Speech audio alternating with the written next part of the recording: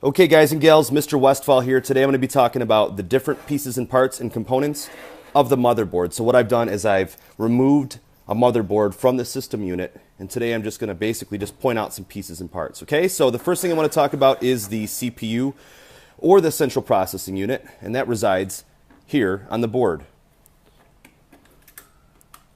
It sits in what is known as the CPU socket. Okay? CPU socket. So the socket allows the CPU to interface with the board, and it simply just snaps into the board like so. Okay? Now that's usually paired with what is known as the heatsink. And a heatsink, basically its job is just to transfer the heat from the CPU to this thing, okay? And you've got a fan blowing on it to keep the CPU cool, because as it's doing all its things, calculations, so on and so forth, it gets very hot. Okay, next thing I want to talk about is the north bridge, and that resides here on the board, and that also has a heat sink. The south bridge chip is here.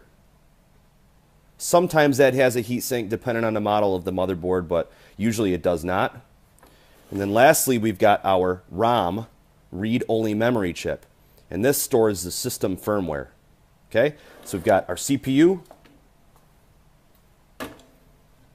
north bridge chip, south bridge chip, ROM chip. Okay, the next thing I want to talk about is the DIMM, D-I-M-M, memory module slots, and those are here. And that's just basically a fancy word for the RAM slots, the RAM memory slots. So we are able to upgrade our computer by putting 4 sticks of RAM into our computer. Okay, the next thing I want to talk about is our expansion slots, and those reside here. 1, 2, 3, 4 on the board. And the purpose of the expansion slot is to expand the capabilities of the computer system. So if I'm taking a look at the back of my system unit here, you'll notice that it's got slots here in the back, and these are removable. I could actually take these little placeholders out. But this is going to allow me to put different types of cards into the system and expand the capabilities of the system. Now the cards plug into one of 4 of these slots here on the board. Okay, expansion slots.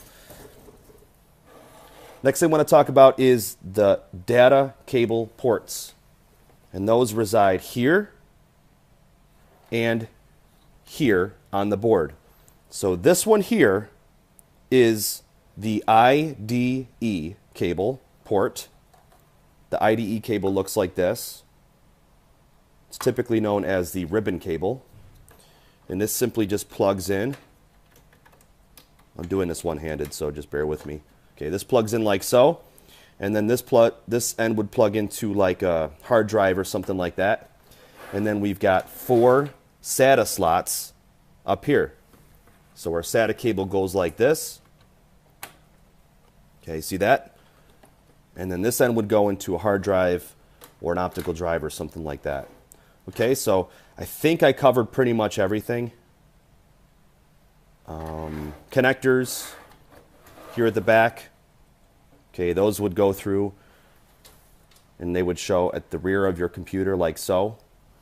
Those are connected directly to the motherboard, and you know them as ports because that's basically what we plug all of our peripheral devices into. And then, yeah, I think that's it. So if you guys have any questions, please ask me. Hopefully this clears up some stuff, and hopefully this allows you or enables you to do the lab. Okay, thanks.